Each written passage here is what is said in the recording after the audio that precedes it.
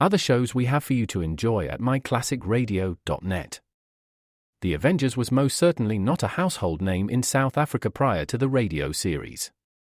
With no national television service until 1976, the mechanism simply was not present in the country to show television programs to mass audiences. While many other countries reveled in the filmed adventures of John Steed and company, South Africa was not equipped to join in the fun. The series took Britain by storm and made a major impression in the American markets, being that greatest of rarities, a British series given a network transmission slot. However, as a filmed series, rather than a videotaped one, The Avengers was able to gain a modicum of exposure in South Africa through film rentals. Come and listen at myclassicradio.net. Oh, he's a scream!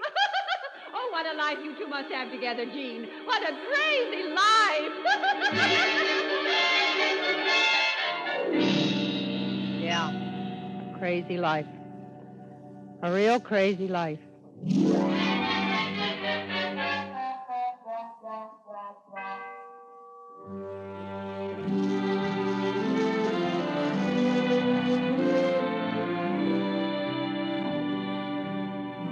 The CBS Radio Workshop, dedicated to man's imagination, the theater of the mind. Today, Henry Morgan in David Karp's story of a man who lives by laughter, told in part by the woman who married him and who shares the crazy life.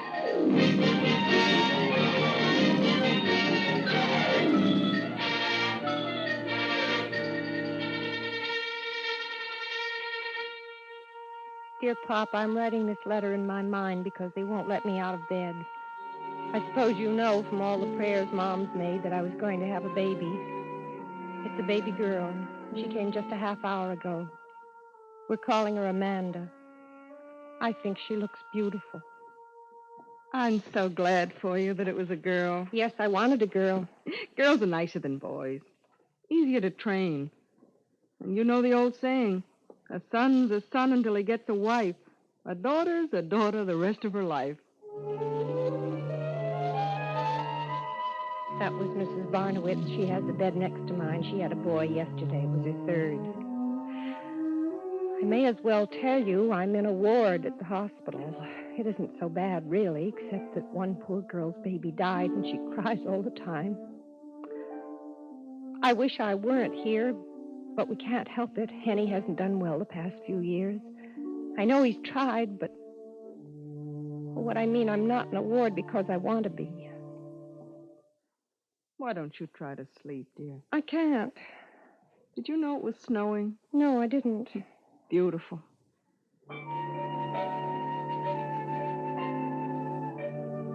It's snowing outside now. It must be beautiful. Henny hasn't seen the baby yet. I wonder if he really wanted a girl the way I did. Mr. Carter, how did you get here? I had to kill 3 nurses and tie up a doctor. Cops are after me. I can't stay long, Mrs. Barnowitz. Oh, you... Well, happy Mother's Day, Jean. Hello, Henny. Did they let you see the baby? I've seen 100 babies. None of them seem to recognize me. The girl, huh? Mm-hmm. What a production. 9 months and all you can come up with is a female midget. It takes an elephant 3 years. Yeah. Yeah, you don't let all the clean linen go to your head. I still make the jokes around here, you know. Sorry, lost my control for a minute. Check. Watch yourself at all times. Hey, I brought you something. Nourishment. A feast. A rare Oriental delicacy. Henny, I can't eat peanut brittle. Peanut brittle. Here now, Mrs. Barnowitz, let's keep ourselves under control. Look, Jean, I smuggled this in. I got it at great personal expense from a smuggler down the block. Smuggle it out. Mrs. Barnowitz?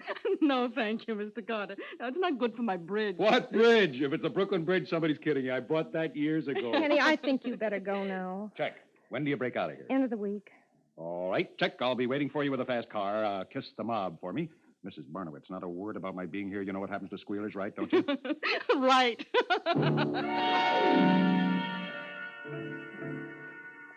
It's like Henny to make a joke of the baby's being born. What I'm trying to say is that I'm coming back home. I'm leaving Henny for good. It wasn't right, not even from the first date. It was snowing then, too, and I ran all the way home from the theater. you remember how I cried when I told you he'd run up to the stage during the amateur contest and imitated horrible things? People laughed while he imitated things like a chicken running away from a farmer, flapping his hands and squawking and rolling his eyes and making perfectly awful sounds. And then he pretended he was on a desert dying of thirst and crept along that filthy stage on his hands and knees and licked it. And then he was a subway train and a whole crowd of people, and he was a wheel, and he was a piece of gum stuck to a man's shoe. I thought I would die of shame. All the people were laughing, and I couldn't stand it. I got up and I ran out.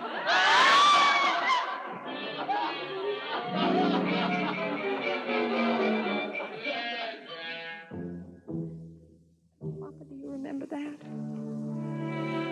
Maybe it wasn't so horrible after all. I was younger then, and I thought it was the worst thing that had ever happened to me. In those days, all I thought about was my dignity. But I'll never forget that night. I'll never forget it as long as I live. Funny, it snowed, too, the night I saw Henny home on furlough from the Army. It was just like Henny to be in the middle of a crowd, and the crowd was watching Henny. Henny was arguing with one of those street Santa Clauses.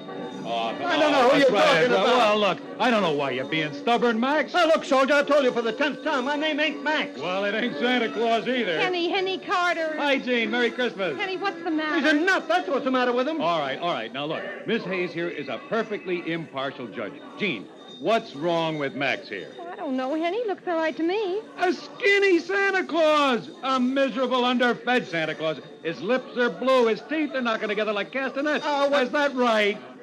Ladies and gentlemen, you're all substantial citizens. Some of you are mothers and fathers.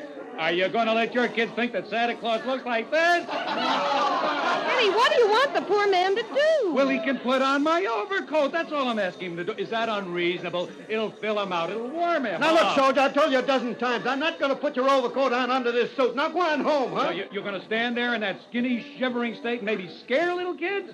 Not while I have anything to say about it. Come on, buddy, let's go. Off with the skinny Santa Claus suit. Hey, take it let off. go, me. Henny, stop it! Stop, you'll get into trouble! Hey, someone call a cop!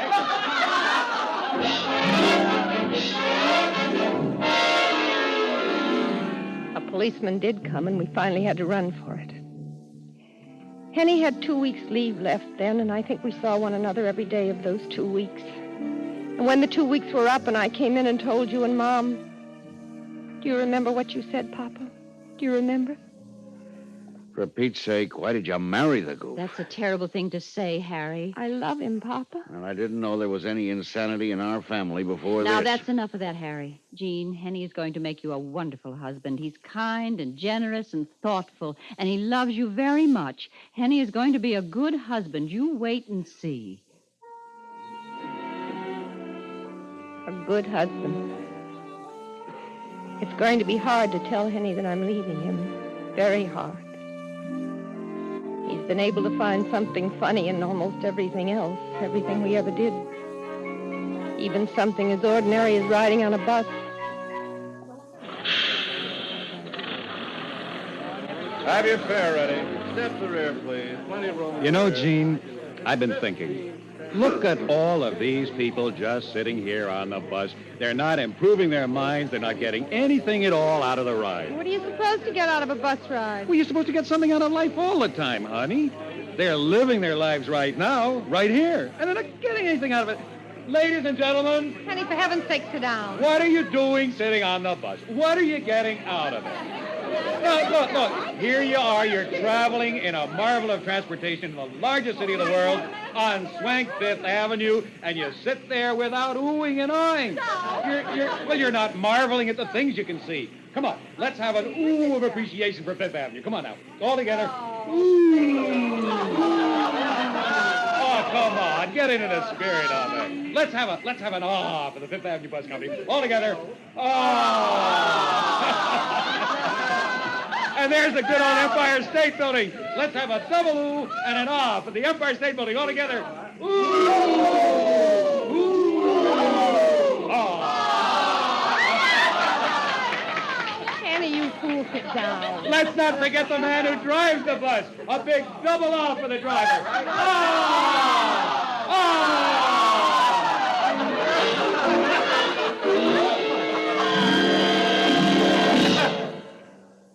Mrs. Carter. Hmm? Are you all right? Yes, I'm all right, Mrs. Barnowitz. I can't sleep for more than 10 minutes at a time. Do you know who I dreamed about? No, who? Your husband. I think he's so funny. He's in show business, isn't he? No, he isn't. Really? With that wonderful sense of humor? I'm afraid that's the only thing he hasn't tried. Well, he's the sort of man who'd do well in almost anything. I can imagine what it must be like living with him. Some life. Yeah, some life.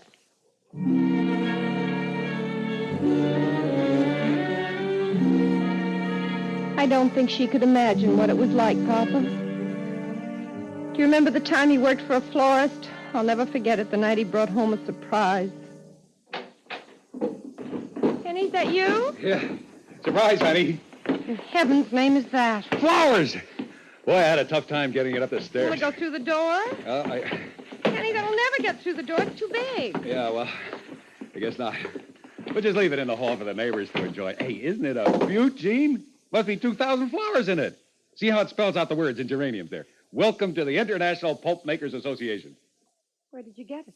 Well, they made it up for a hotel that was counting on getting a convention, but they didn't. What on earth are we going to do with it? Well, the fact of the matter is it's a going-away present. Who's going away? I am. That is, I did. Mr. Pappas is crazy about me. You know, he told me, Henny, take anything in the shop tonight. So I picked this. There's no point in taking anything small. Kenny, were you fired? Fired? I've never been fired in my life. No, Mr. Pappas and I agreed that the job just wasn't suited to my talents. I mean, flowers are wonderful, but what's the future in them? We'll have to move, Henny, now that the baby's coming and I can't work. You're not going to work, Gene. I wouldn't permit it. I'll find something better. I'll get something more in line with my talents. Mr. Pappas thinks a great deal of me. Should have heard what he said. Yes, I'm sure he likes you, Henny. Hey, I got a great idea. We'll put a sign on the flowers to our neighbors, courtesy of Mr. and Mrs. Henny Carter. Yes, that's a fine idea, Henny.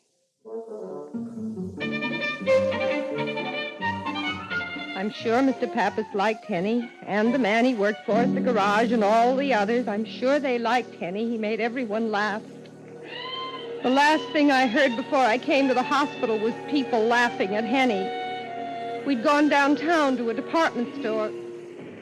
Gene, look, are you sure you won't let me do the shopping? You're not in any condition to fight those crowds in there. There are certain things I'll have to have for the baby before I go to the hospital, and I just can't trust you to buy them by yourself. I don't know why you always...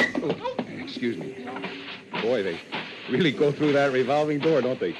Gene, how about my taking you home? See, I can come back. Henny, no, I can't trust you. Now, come on, let's go in. No, wait a minute. Now, take it easy going through the revolving door. You don't want to get bumped now or anything. Now, go on. All right, get in. Well, Henny, come on. Don't stop in the door. It's stuck. What'd you say? The door's stuck. Won't move. Well, try moving back. Well, it doesn't go the other way either. Oh, now, Henny, stop it. If this is a joke. It's not a joke. I'm stuck. Gene, you got to get me out of here. It won't budge. I'll go tell someone. Wait a minute.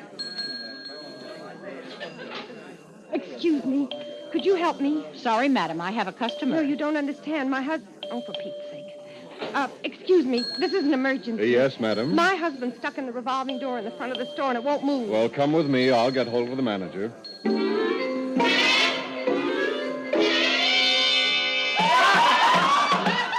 Let us through here, please. Officer, you getting that man? Good heavens, he seems to be dying of lack of air. Oh, he's all right. He's just kidding us. Are you sure? Mrs. Carter, this is the man's wife. How is he? Oh, he's all right, ma'am. He's stuck, but he's all right. He's been making faces like that and rolling his eyes for the past 10 minutes. We'll have him out right away. He's a great joker, your husband. Are you sure he's joking? I mean, is there enough air for him in there? Oh, plenty of air. He was dying of thirst a few minutes ago, and before that he was dying of hunger. He began to eat his tie. Well, I must say your husband has kept his sense of humor, Mrs. Carter. Mrs. Carter, this woman's fainted.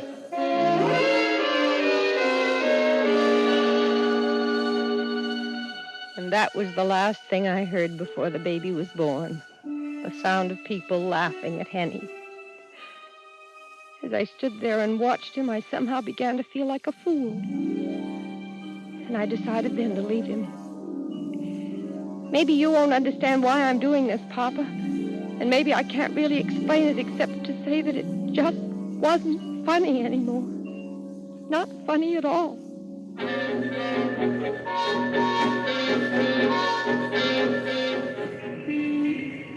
right, Jean? Boy, I'm sure glad you're out of there. Can I hold the baby? No, I'll carry her, Henny. She awake? Hey, Mandy. Mandy, you know you're all paid for? Courtesy of the city of New York. Well, I'll write to Mayor Wagner and thank him. Do it tonight. Hey, we ought to get a cab. Taxi! Now be careful getting into. Careful. Now be careful. Now. 200 West 10th, and take it easy, you know. We got a newborn baby back here. Right job. Better check to see if she's breathing. Of course she's breathing. Well, it doesn't hurt to check. She's very young. She hasn't had much practice at it. I just take a little peek. Yeah, it's still breathing. Henny, please. They're remarkable. Are her fingernails growing? Of course. Probably her hair's going, too, huh? It is. Fascinating. It's fascinating, like an exact duplicate of a human being. She is a human being. Well, of course. Better check her breathing again. Yep, still okay. Hey, buddy, you think I'm funny? Sorry, mister. Just sort of made me laugh. There's nothing funny about being a father, you know. You have to check up on things like that. You sure do. Yes, sir, boy. Nobody's going to catch me napping. I'm going to stay on the job, make sure those nails keep getting longer, and that hair keeps growing, and that breathing goes on all the time. In, out, in, out, in, out. Better check that again. Honey, stop it. Stop it right now. She's not some joke. She's my daughter.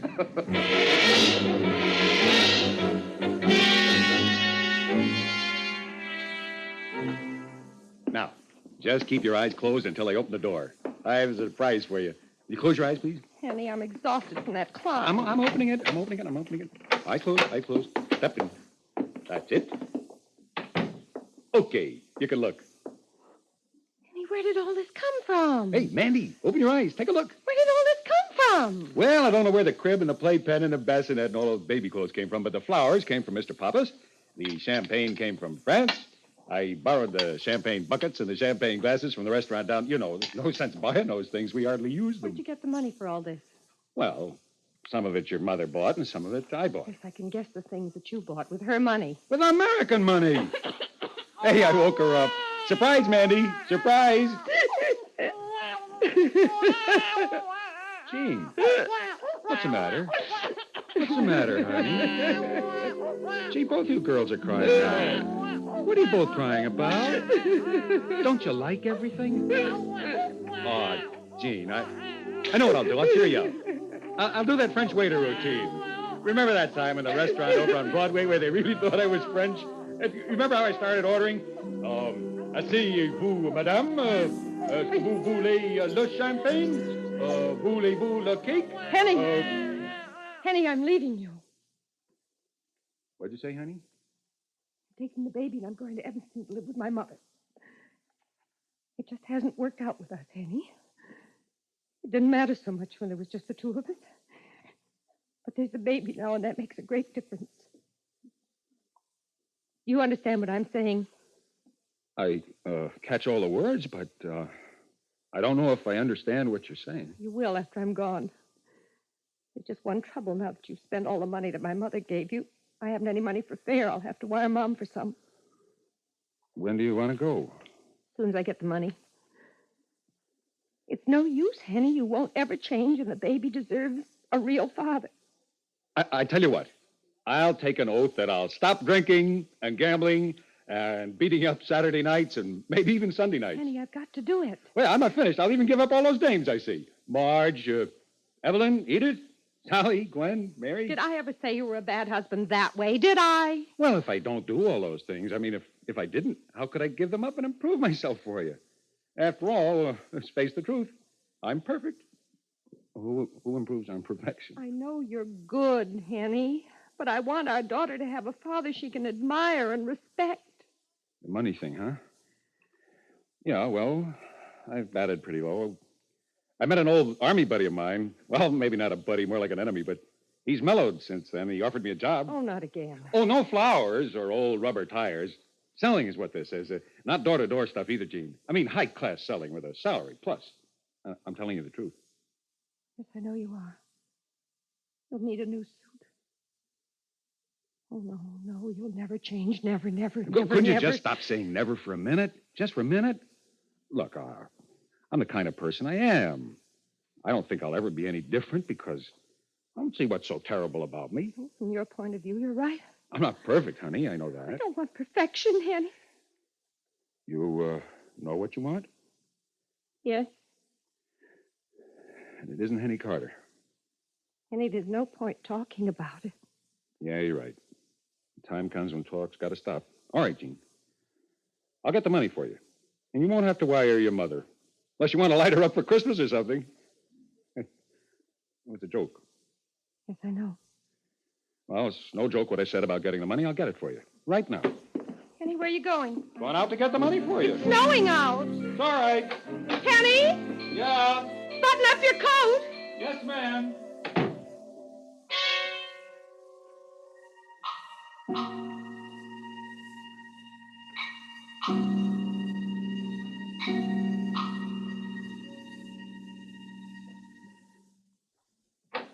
Henny? Yeah. It's me, honey. Well, where have you been? You've been gone nearly 4 hours. Oh, boy, I'm tired.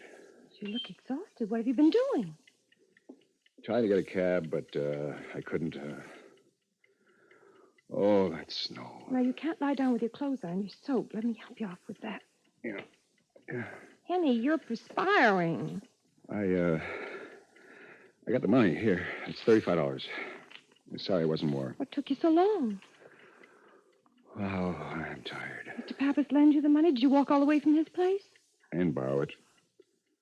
I wouldn't want Mr. Pappas to know about us. I'd be ashamed. Not you. I'd be ashamed of myself.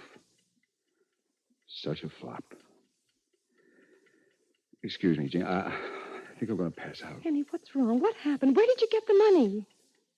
Good fare. He's met a leprechaun named Cassidy. Cassidy? Henny, I got to sleep, Jane, please. where did you get the money if you didn't borrow it? Pocket. Coat pocket. Where, in your jacket? Yeah, jacket someplace. What's this? Crown and Cassidy, is that it? Mm-hmm. 500cc type A donor Henny Carter. Fee $35. Henny? Henny? Hmm? Did you sell your blood? Yeah. Whole gallon, seems like. Was it because your friends wouldn't lend you the money? Huh? I said, was it because your friends wouldn't lend you the money that you had to sell your blood? No. Need friends. I need them. Everybody needs friends, but who needs blood? Only good for cutting yourself when you shave, huh? Excuse me, I'm dead. I'm just dead. Henny. You're a good man, Henny. You're good. I suppose we've got to live our lives the only way we know how. And your way isn't a bad way, Henny. And for you, it's the only way. A crazy life. But what life isn't? Andy and I will go the whole way. Henny, can you hear me? Never mind. We've got lots of time now. Thank you, Henry. Thank you for the crazy life.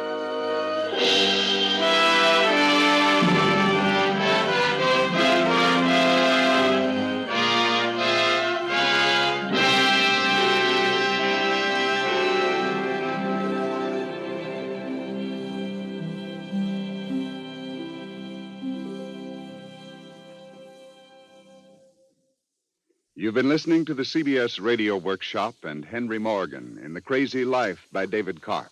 It was directed by Ira Ashley and featured Elspeth Eric with Bryna Rayburn, Agnes Young, Madeline Pierce, Louis Van Ruten, Santos Ortega, Carl Frank, and Larry Haynes. The original music was composed and conducted by Milton Kay. The CBS Radio Workshop is produced in New York by Paul Roberts. This is Ted Pearson inviting you to join us again next week for the premiere broadcast performance of the one-act opera, Le Grand Bretèche, based on the immortal Balzac story about the jealousy of a deceived husband, composed by Avery Claflin with libretto by George R. Mills. This is the CBS Radio Network.